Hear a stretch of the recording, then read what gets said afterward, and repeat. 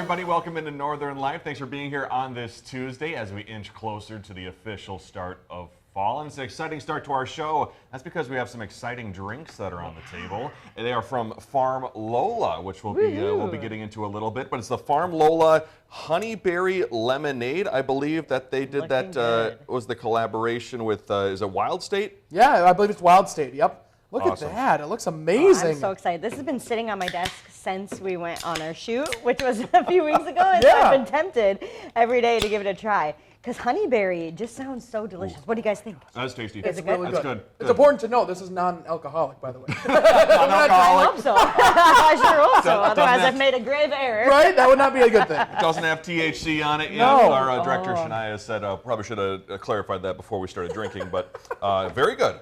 I'll give 2 thumbs up That's to that. fantastic. Have you guys ever had a honeyberry? No. I'm not. Me neither. Didn't know they existed. I didn't even know what it was. I'm so excited. I'm going to have to seek out honeyberries now because this drink, this lemonade, very tasty. Wow. Very good. Very good. Would highly recommend. Big fan. Yeah, I can't wait to see the rest of the story and how that came together because that is a cool company, that Farm Lola. Well, hey, coming up today, we are down in Wrenshall, Minnesota, working with a team at locally laid egg company as we join in on their egg operation and berry farm, meeting all of the chickens who are powering their business. That was coming up in this week's Blindfold. Super fun. Super fun. And later, Briggs is sitting down with the executive director of the Chester Park Improvement Club as they get ready for their annual Fall Fest event, that upcoming craft fair this weekend, expecting close to 10,000 visitors with 130 booths. You got things like music and food as well. They're going to talk about the rich history of that event too. But first, I am happy to announce that over the weekend, I did something I have never done yet in my close to 9 years living here in the Northland. I got to visit Madeline Island for the very first time. Fun. It was a really cool experience. And so we drove my vehicle onto the ferry. We took the ferry over to Madeline Island from Bayfield. And just seeing Bayfield kind of too from that new perspective was also really interesting. And so we got to Madeline Island and then we also golfed. Not many times you can say you've golfed on an island before, so that was pretty darn cool. How'd you do? I played pretty well. Yeah, fortunately, it wasn't a terrible ferry ride back, but we on that ferry ride back too, we had the sunset, as you can tell from the water here, just magnificent. Beautiful. Would highly recommend, especially with the weather still being nice, to visit Bayfield and then Madeline Island too. I had no idea that there was a golf course on Madeline Island. That's the coolest thing. I've been on there one time. We had a wedding out there, and we stayed there for the whole weekend. The ferry ride was the coolest thing ever, and then just driving around. It's not a huge island, but there's enough roads to get around. It's sizable. Yeah, there's cute shops and restaurants and such. So I would definitely, if you're looking for a trip this fall, I would highly recommend that one. Too, especially with Apple Fest coming up too. A lot of people heading to Bayfield. Yeah, might be busy. Might be busy. And Briggs, you were making some spooky purchases this weekend. I was. I really did not do a darn thing this weekend. It was a very, very relaxing weekend, except I did go to Target and I found those cute little doggy Halloween decorations. And I was like, well, this one looks like Harry, the white one, of course. Aww. And then the other one looks just like CJ, so I had to get him. And then we played out in the backyard quite a bit. There's CJ chasing his toy. And did you throw the dogs? Yeah, I should have. I showed the dogs their little new stuffed animal figurines of themselves, and I think they kind of thought they were toys. But I was like, no, boys, these are strictly decoration. Get it out of your mouth. Give it back to me. Oh, yeah, but it was really nice just to relax and enjoy the warm weather. Hunter, you had a lot of shows, and they were right in your neck of the woods this weekend. It was the best kind of weekend because literally we went to Hugo's on Saturday celebrating the owner's wedding. It was their reception, so shout out to Jess and Jesse. That was a fantastic evening on Saturday, 5 miles away from my parents' house, and then another 5 miles away from my parents' house Sunday. Sunday fun day at the Pequot. It was such a fun time. Great weekend overall. And being local, I mean, you can't beat driving 5 miles away, going to a gig, and then just going right home and sleeping. It's the best thing Especially ever. when some of your gigs are like 2 hours away. Seriously. You got to travel. Sometimes you got to stay in hotels and all that stuff. And this time you got to just go home and stay in your own bed. Did you tackle some laundry too while you were there? I did. I made sure Sunday I got my laundry done. I packed my bag, and we're all good to go. At the Pequot Inn or your parents' house? No, at my parents' house. I don't know if they might have a laundry machine at the Pequot Inn. I bet they do. Maybe. See? I bet they Ask do. him about it next time. Yeah, I'll give him a call. Well, speaking of washing things, it seems like whenever you need a car wash, the line just happens to be ridiculously long, of course, and that was the case at a quick trip in Madison as officers were dispatched to reports of escaped goats. The goats were said to be in the area to help control invasive plant species and other vegetation, but they had escaped from a nearby conservatory, so officers suggest they may have just been craving a dunker or something like that, but another local news station says they were just after some goat meal instead. Terrible. What is that? Yeah, like oatmeal perhaps? Oh, Goat meal? I don't okay. know. I'm like, what oatmeal? I Terrible. know, I was confused too. Terrible joke by that local Madison station. Hopefully we're not an affiliate, Hopefully they close down soon. That was rough. That was a rougher We'll have one. to do some research. But yeah, that'd be a tough. I just need a car wash. Please get out of my way. Have you guys ever looked inside like a goat's eyes? Like their eyes, it's some of the creepiest eyes I've ever seen. It's like beady up and eyes. down, and they're like a weird shape and something like that. It's super weird. So Man. stare into a goat's eyes sometime. I highly recommend. Next time I come across one, I will. And I'll anybody- report back. If anybody owns a goat out there, we'll come to your farm. Bring it in. We'll look at that goat. Yep. Staying in Wisconsin, here's a stray you don't exactly see every day. Authorities in suburban Milwaukee trying to find the owner of an unusual escaped pet found wandering the streets. And so the city's police department says this large pig was found wandering in a neighborhood filled with construction. They were attempting to reunite this bundle of joy with their rightful owner, but it sounds like if they don't find the right owner, they're going to bring that 200-pound pig pal to a pig sanctuary. So, I love how they called him a bundle of joy. that's a big bundle. Big It's bundle. huge. I can't believe how big pigs get, and they just look. Seriously. I don't know. How do they walk and everything? How do they not roll around everywhere they go? I always wondered that at the state fair. Yeah, Yeah. Living a good life. Well, hey, coming up, we're staying on the farm for this week's Blindfold. We'll see you in a bit.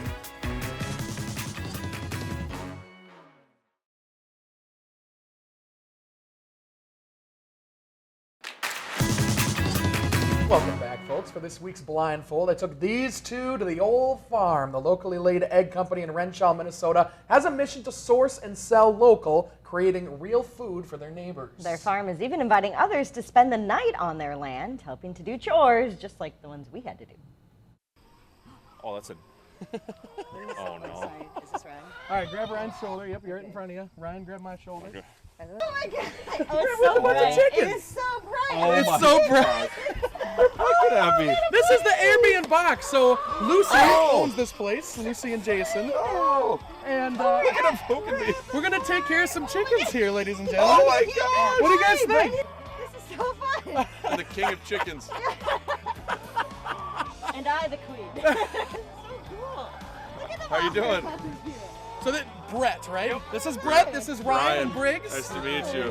Thanks for having us. Oh my God. This is so cool. How many chickens are we looking at here? We total on the farm we have about 350. Okay. They're all the same breed. And they're all about the same age. They're just about 11 months old or so. Really? Yep.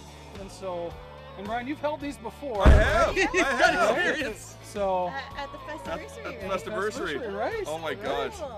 Do they like being pets? Or they? They do. They love to be picked up.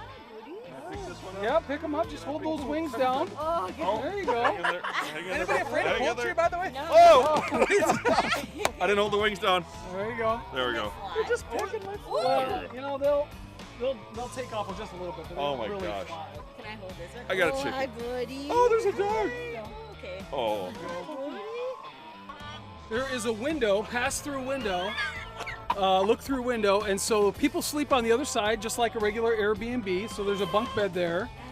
And on this side, the chickens have their nesting, their roosting bar where they sleep at night, and their nesting boxes where they lay their eggs. Wow. And then, so they just hang out together at night.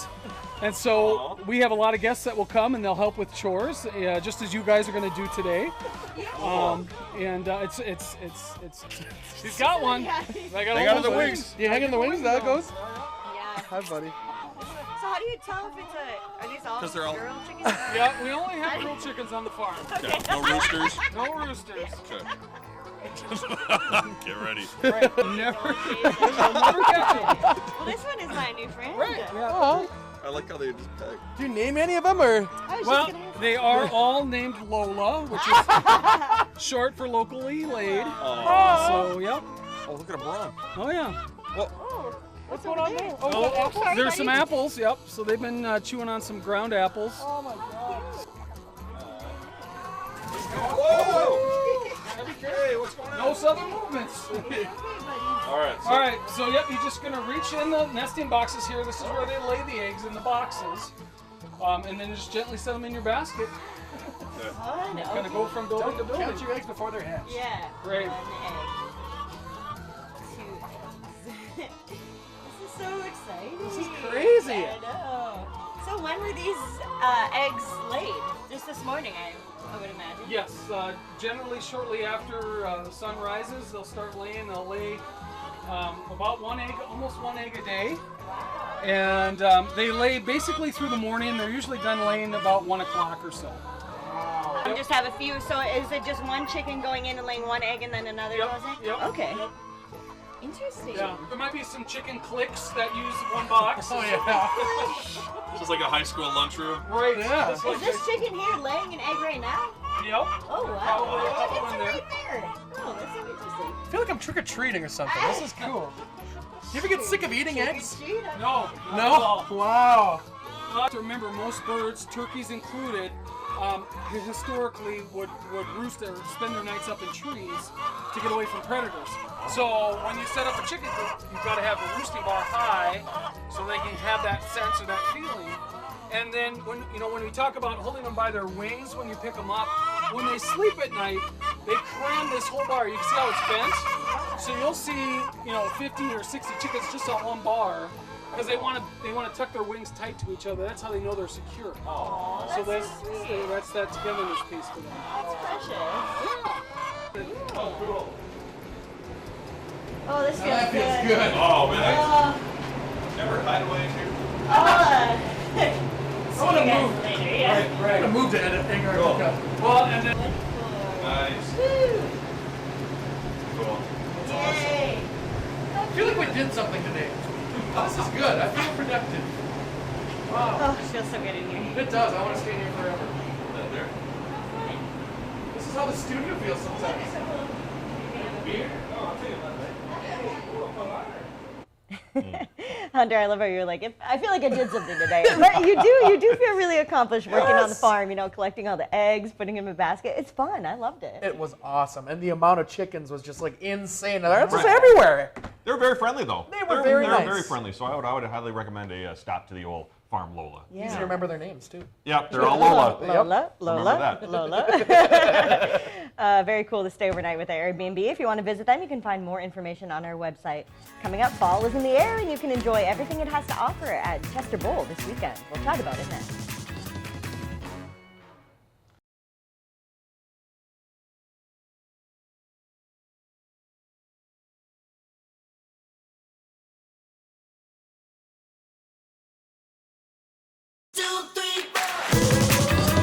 Welcome back, everybody. Well, it may not feel like it with these summer-like temperatures this week, but fall is just around the corner, and that means Duluth's Chester Bowl Fall Fest is here this weekend as well. And joining us today in studio is Dave Schaefer, Executive Director at Chester Bowl. Thank you so much for being here. Oh, my pleasure. And we are wondering where the fall weather is, but we are so excited for Fall Fest regardless. Absolutely, and the leaves are starting to change, give you that picturesque look already at Chester Bowl. So if people come out on Saturday for this Fall Fest, what should they expect?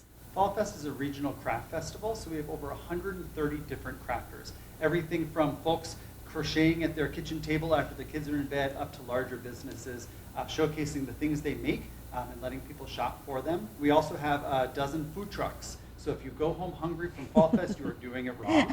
And live music all on the stage all day. So it really is just a celebration of community and the change of seasons. Yeah, you're not kidding about going home hungry is doing it wrong, because when I went to Fall Fest, there's just so many wonderful foods to enjoy. So tell me, why is it so important for you to give local makers the opportunity to showcase their crafts in this way? Well, we really do have a vibrant community as far as both arts but also entrepreneurship. So this is a great opportunity for people to sell directly to the public. and showcase what they do, because there is so much talent in this area. And I know this is a very popular Fall Fest event. It draws a lot of people. Do you have any tips or tricks for people who are maybe looking to make transportation to this event as easy as possible? Yes, well, if you are close enough, bike or walk. We do have bike parking off of the Skyline entrance, and walking obviously works. But otherwise, the best option is to take the shuttle buses. We have 3 buses from UMD Lot B, so they just cycle continuously. No one should have to wait more than 5 minutes. It is a free shuttle. Please don't try to park in the neighborhood, because there will not be parking, and it will take you longer, and you might walk farther than the shuttle lot anyway.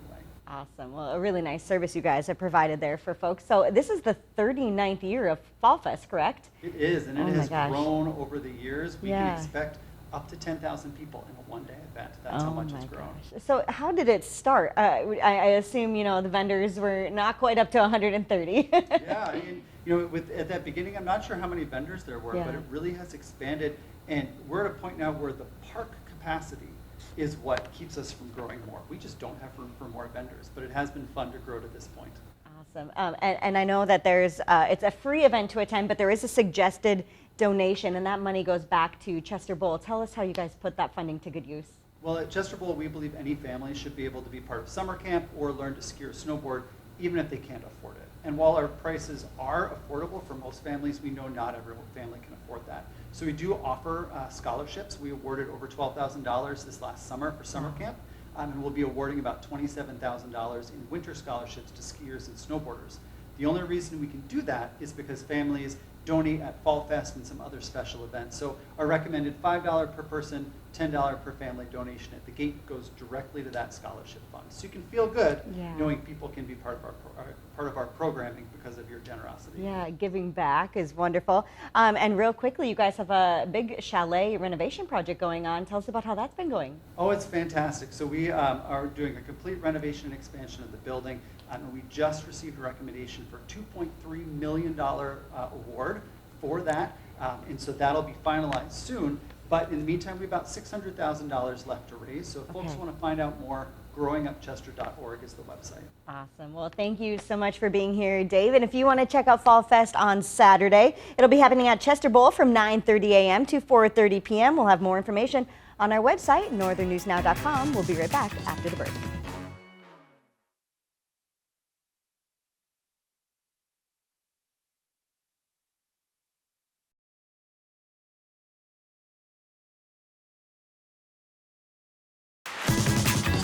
Hey there, welcome back.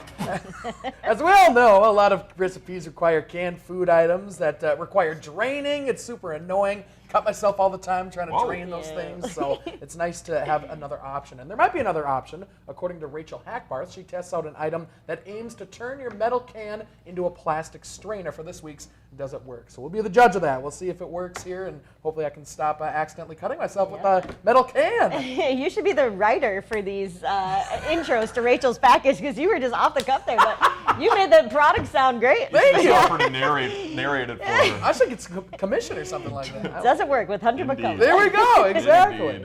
Also tomorrow, it is a big night on CBS here on Northern News Now. That's because it's the new fall TV season with the premiere of, you know what it is, the 47th edition of Survivor. I cannot wait. We're going to have your preview as the 18 new castaways work to outwit, outplay, and outlast each other over the fall season here. I will say for Survivor, I was not a Survivor fan before, but I watched last season's, and it was really good. It's gotten so much better. I got really into it. So if you haven't watched it before, it might be worth a go. Yeah. Can't wait. Well, thank you so much for joining us. We'll see you back here tomorrow. Have a great rest of your Tuesday.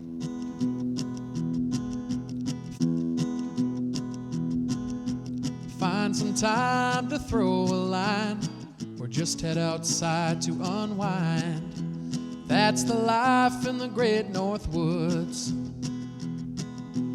Hike or bike, whatever you like. Get out in the day, enjoy the night. Yeah, we got the life in the great North Woods. Yeah, we got the life in the great North Woods. Yeah, this is Northern Life.